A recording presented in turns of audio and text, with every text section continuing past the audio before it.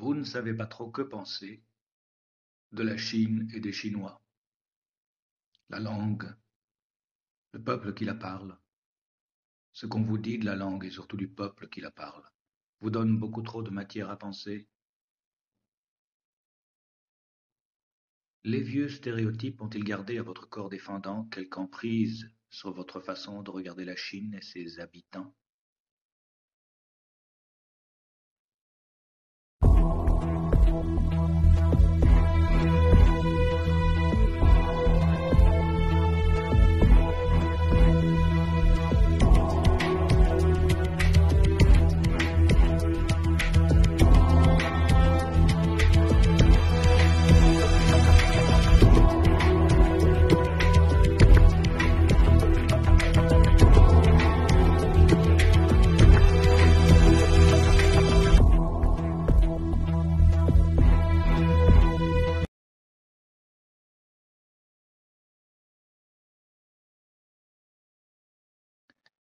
Casse-tête pour Mandarin Mazo est sans doute un peu fort de café. Alors, reformulons le titre un peu trop accrocheur. Disons que, par deux aspects très particuliers de son apprentissage, le chinois est en effet un casse-tête proverbialement chinois, et seulement pour les étrangers, et encore, les étrangers naturellement paresseux, parmi lesquels il faut compter votre serviteur. Apprendre le chinois n'est absolument pas un casse-tête pour les Chinois eux-mêmes, en tout cas pas pour les Chinois qui sont naturellement bosseurs.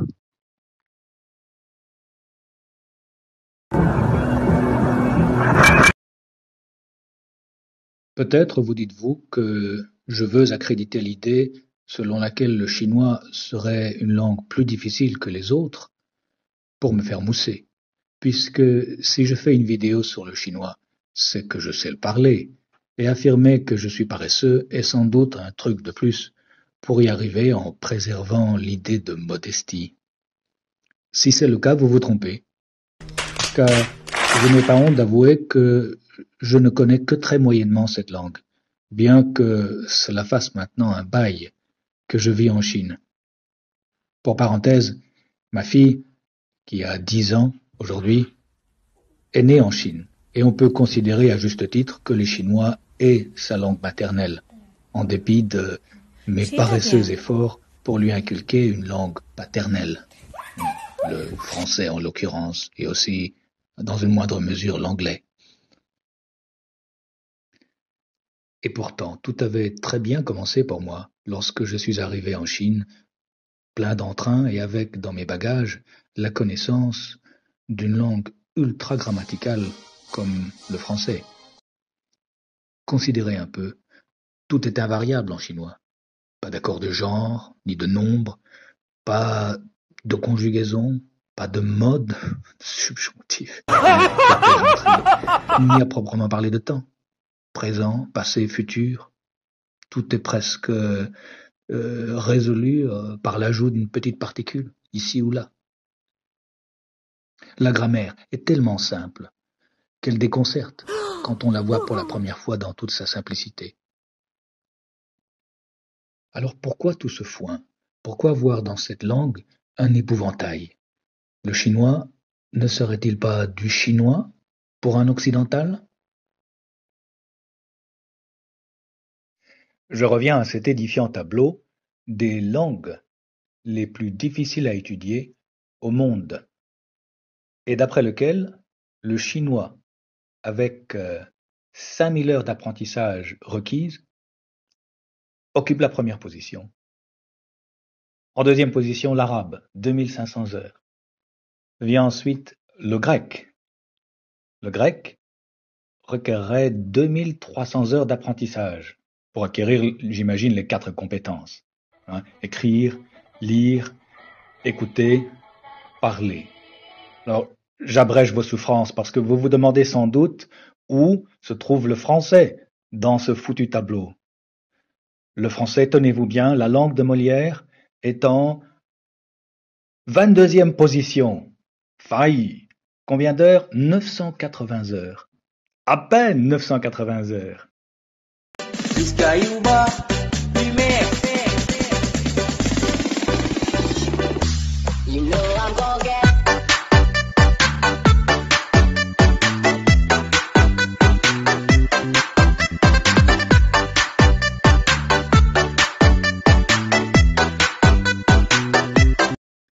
Mais le pompon revient quand même en 24e position à la langue de Cervantes, l'espagnol. Combien d'heures pour lire, écrire, parler, comprendre l'espagnol? 900 heures, pas une de plus. Ce n'est qu'une moyenne, j'imagine, mais qui, à la lumière d'une anecdote personnelle, me fait doucement rire. J'enseigne l'espagnol en cours du soir à un adulte pressé, un Chinois de 35 ans, homme d'affaires. Savez-vous que j'ai peur de le perdre, et avec lui le revenu qu'il me procure, le jour le plus lointain possible, où j'aurai à lui apprendre qu'il n'y a pas que le présent de l'indicatif en espagnol? Comprendre l'utilité du gérondif. Yo como, yo estoy comiendo. Je mange, je suis en train de manger. L'a déjà tellement fait souffrir que je crains que la nouvelle de l'existence d'un conditionnel, sans même parler d'un subjonctif, que dis-je, de subjonctif, soit pour lui le coup de grâce. Mais soit, admettons, 900 heures pour l'espagnol, 980 pour le français, 5000 pour le chinois. Qu'est-ce qui explique une telle disparité, dès lors que l'on sait que l'effort principal ne portera pas sur l'apprentissage de la grammaire chinoise, qui est, à vrai dire, une des plus simples que je connaisse, sinon la plus simple. La première grande difficulté quand on apprend le chinois, celle qui fait que le chinois est un casse-tête auditif, ce sont les tons, les 4 tons du chinois.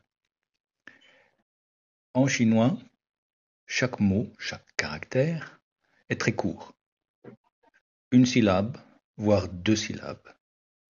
Chacune de ces syllabes est affectée d'un ton, soit un ton haut et soutenu, le premier, un ton montant, le deuxième ton, un ton qui descend puis remonte, c'est le troisième, ou un ton descendant, c'est le quatrième ton.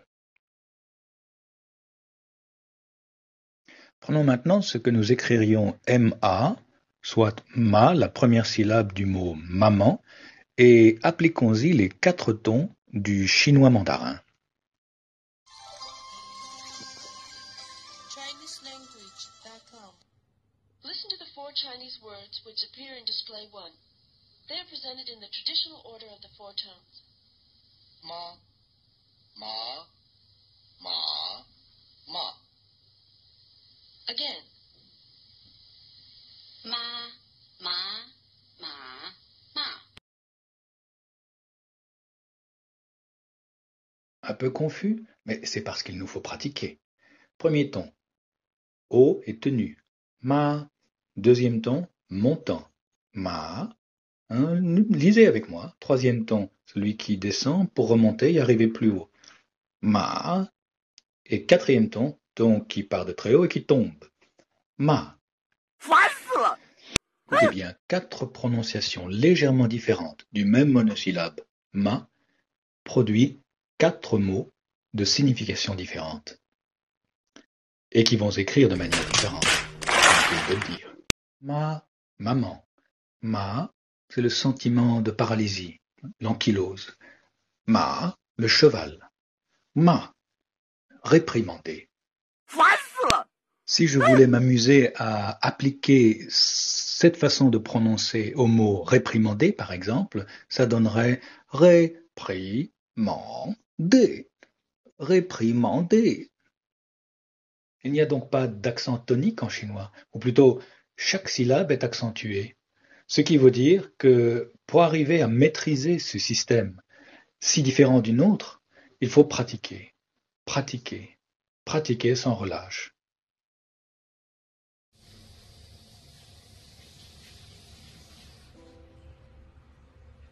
Anxin, anxin. Baxi, baxi. 悲观，悲观。包子，包子。杯子，杯子。称呼，称呼。出去，出去， Résumons avant de donner un exemple. Si l'apprentissage du chinois est un casse-tête, c'est principalement pour deux raisons. La première, l'existence de tons au nombre de 4. Les 4 tons, sans même parler du neutre, qui rendent la prononciation particulièrement compliquée. Mais selon moi, le second problème, le problème principal, réside dans l'écriture. Le fait que l'écriture chinoise ne repose pas sur l'usage d'un alphabet, mais sur l'apprentissage de caractères. Ceci, par exemple, est un caractère.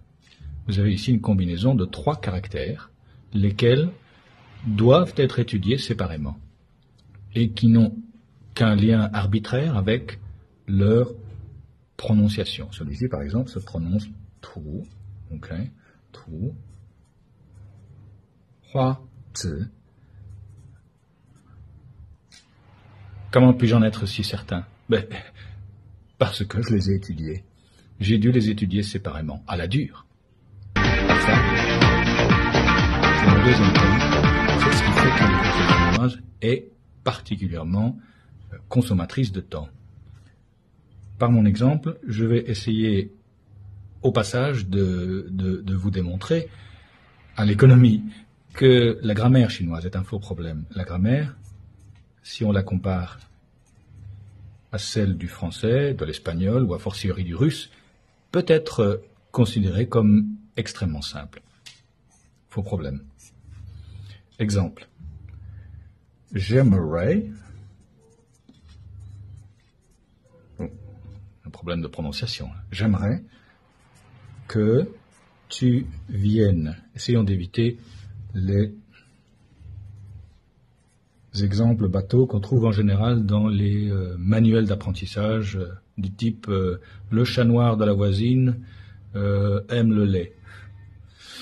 J'aimerais que tu viennes. Transposons ça en chinois. Je commence par la prononciation et on passera ensuite à l'écriture à proprement parler. Wo. Alors, vous voyez que je vais immédiatement mentionner les tons. Alors, un verbe. Le voici, le voilà. Avec les tons qui lui correspondent. Ceci ne va pas apparaître en chinois. Donc, on passe directement au pronom personnel et encore un verbe. Et ici, je vais me permettre d'ajouter un verbe. Nous avons 2 verbes après le second pronom. Je, souhaiter, espérer, disons.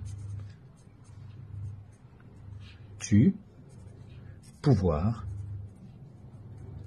venir. Lisons cela. Je espérais, tu, pouvoir venir. Je espérais, tu, pouvoir venir. Ça, c'est du chinois, effectivement. Hein, si l'objectif est de parler dans un bon français. Je espérais, tu, pouvoir venir. De fait, vous entendez parfois des Chinois s'exprimer comme ça en français. La raison est simple, c'est qu'en chinois, tout est invariable.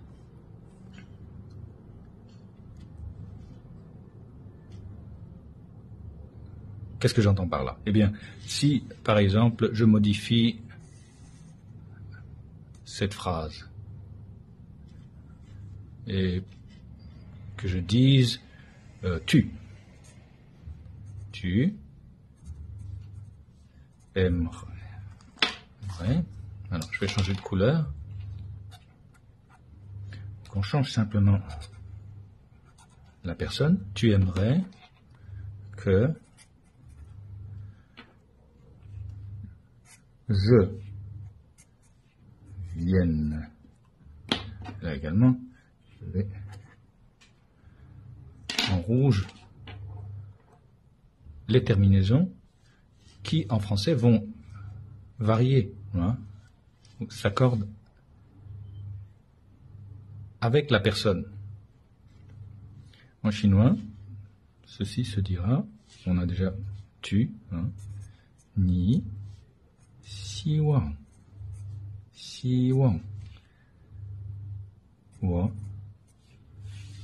je能来。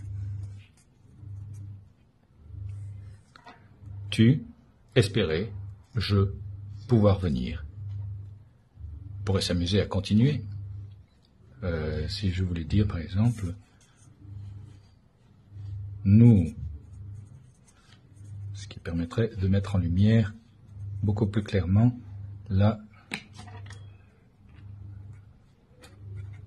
le changement de terminaison. Nous aimerions que, par exemple, vous veniez. Vous voyez ce que je veux dire? La grammaire française vous oblige à vous concentrer sur les variations de terminaison. Alors, cela, c'est un casse-tête pour un Chinois qui voudrait apprendre le français. Ça nous semble plus ou moins naturel. Ça demande un apprentissage. Mais cet apprentissage n'est pas à mettre au même niveau que l'apprentissage de l'écriture chinoise. Alors passons à l'écriture chinoise, celle qui, d'après notre tableau comparatif des langues les plus difficiles à apprendre au monde, demanderait à peu près 5000 heures. Parce que l'effort principal, quand on apprend le chinois, je l'ai dit, c'est maîtriser les tons. Et ça, si on n'arrive pas assez rapidement, à mon avis, c'est mal emmanché. Hein. C'est une question d'oreille, de pratique. Et ça ne demande pas des années d'apprentissage. Ça vient, ou j'ai envie de dire que ça ne vient pas. L'écriture, c'est une autre paire de manches. L'écriture, si on ne s'y attaque pas régulièrement, et pendant des années, eh bien, elle restera pour vous un mystère. L'écriture et a fortiori la lecture. Alors comment est-ce qu'on va écrire ça en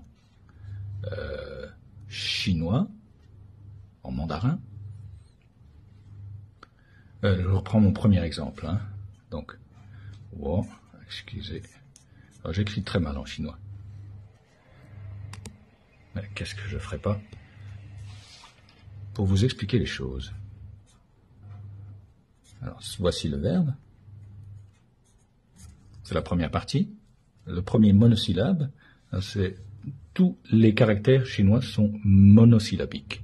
Donc, le voici. Une syllabe. Xiwang. Alors, un mot peut être monosyllabique ou bisyllabique, c'est-à-dire être constitué d'une ou deux syllabes. Les verbes sont généralement bisyllabiques. Xiwang. Alors, j'essaie de me souvenir de la graphie. Voici le verbe. Xiwang. Ni. C'est facile. C'est un ton descendant puis montant. Ni. Et enfin, le second verbe, pouvoir. Le deuxième verbe, pardon. Non. Lai. Non. Lai. Ton montant. Donc, deuxième ton. Alors ça n'a l'air de rien. Mais c'est un terrible repoussoir. Ça vous oblige à dépenser pas mal d'huile de coude. Alors, ce sont des caractères très simples, très usuels, bien sûr, les pronoms. Alors, écrivons cet exemple-ci. Nous aimerions que vous veniez. Alors, le nous s'écrit en reprenant le je et en lui ajoutant ceci. Woman. Le verbe ne change pas. Woman. J'écris un peu plus vite, hein, pour ne pas vous garder trop longtemps. Woman xiwang. Vous. Niman. Vous voyez avec quelle économie fonctionne le chinois? C'est un peu en contradiction avec ce que je suis en train de vous dire. C'est que, à partir d'un certain moment, les choses s'enclenchent deviennent effectivement plus simples. Hein. Il y a des constantes, des choses qui se répètent et qui vous aident dans votre apprentissage. Néanmoins, les caractères s'apprennent individuellement. Par exemple, celui-ci. Voilà. 1, 2, 3, c'est un crochet. 4, 5, 6, 7, 8, 9, 10, 11. 11 traits. Vous voyez, en passant, alors, je ne suis évidemment pas un professionnel de l'écriture chinoise, mais vous pouvez vous imaginer qu'écrire en chinois prend sans doute plus de temps qu'écrire en français. On pourrait faire des concours de vitesse. Hein. Alors un Chinois me rétorquera sans doute qu'il est en mesure d'écrire aussi vite que quelqu'un qui écrirait des choses équivalentes en anglais ou en français. C'est à voir. C'est à voir. À mon avis, si vous appliquez tant soit peu, de façon à ce que vos caractères ressemblent à quelque chose, ça doit prendre probablement 1 ou 2 secondes de plus par phrase, non pas par mot, hein. Non, allez, 1. Ils écrivent très très vite en effet, hein, mais la question c'est de savoir se relire. Alors se relire, c'est probablement pas le principal problème, mais est-ce que les autres sauront vous lire si vous écrivez à la diable? Ouvrons par curiosité un dictionnaire, ma foi, qui a l'air fort démodé, un dictionnaire papier, mais c'est celui que ma fille, 3e année d'école primaire, utilise encore très régulièrement, même à l'heure de l'intelligence artificielle, de DeepSeek, et des dictionnaires électroniques. Alors, ouvrons-le à la page où l'on va trouver, voilà par exemple le caractère qui veut dire chinois, cheval, en chinois, avec, voilà, vous reconnaissez le 3e ton, le ton qui descend et puis qui remonte. Et d'un coup d'œil, on se rend compte que si on retrouve assez facilement les 4 caractères qui étaient donnés en exemple, voilà par exemple le ma, ton descendant qui veut dire insulter, on se rend compte également qu'il y a en réalité beaucoup plus que 4 caractères qui se prononcent plus ou moins de la même manière. Je dis plus ou moins parce que c'est toujours ma, mais affecté d'un ton différent. Et bien sûr, tous ces caractères ont des significations différentes. Ça devient plus évident encore si on jette un œil sur le caractère FU, fou, avec ses 4 différentes prononciations. Là, on se rend compte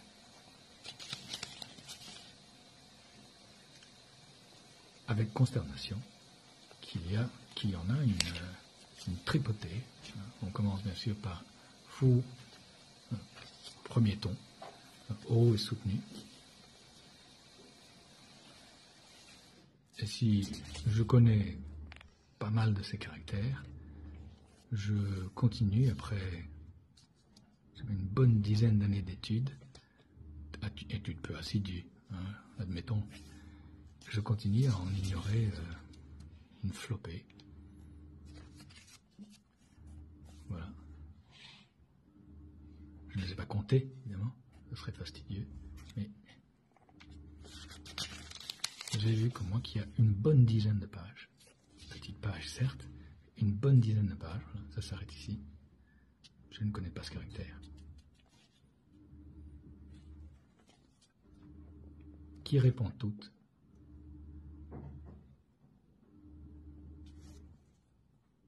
au caractère fou. C'est fou, non? Paradoxe qui n'en est plus un, une fois qu'on sait tout cela, parler chinois est plus facile que de lire le chinois. Car si l'on emploie s'efforcer que des mots qu'on connaît à l'oral, lorsqu'on plonge le nez dans du texte, on tombe toujours sur des mots, des caractères, que l'on ne connaît pas. Moi, en tout cas.